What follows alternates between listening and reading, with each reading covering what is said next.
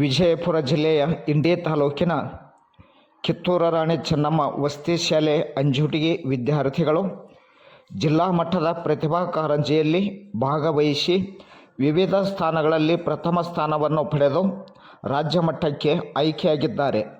ಆ ವಿವರ ಇಂತಿದೆ.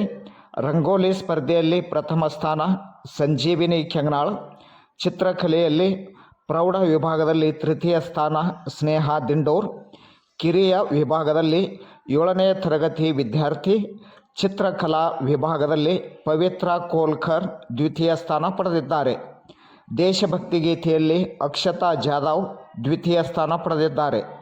4 ಮಕ್ಕಳು ಶಾಲೆಗೆ ಕೀರ್ತಿ ತಂದು ಶಾಲೆಯ ಗೌರವವನ್ನು ಹೆಚ್ಚಿಸಿದ್ದಾರೆ. ಅದರೊಂದಿಗೆ ಕಿತ್ತೂರು ರಾಣಿ ಚೆನ್ನಮ್ಮ ವಸತಿ ಶಾಲೆಯ ಎಲ್ಲ ಸಿಬ್ಬಂದಿ ವರ್ಗದವರು ವಿದ್ಯಾರ್ಥಿಗಳಿಗೆ ಶುಭ ಕೋರಿದ್ದಾರೆ.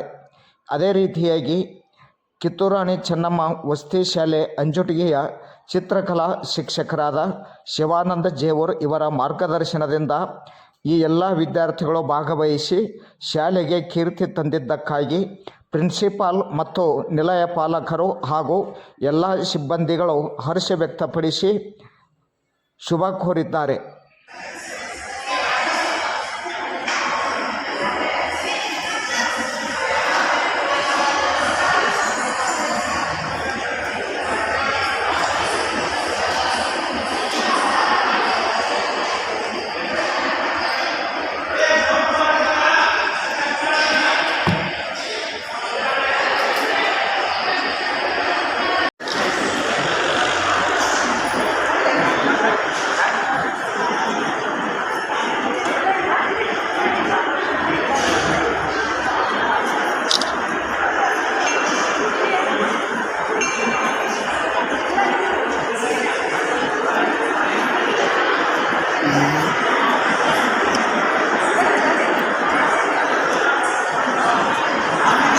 Yes,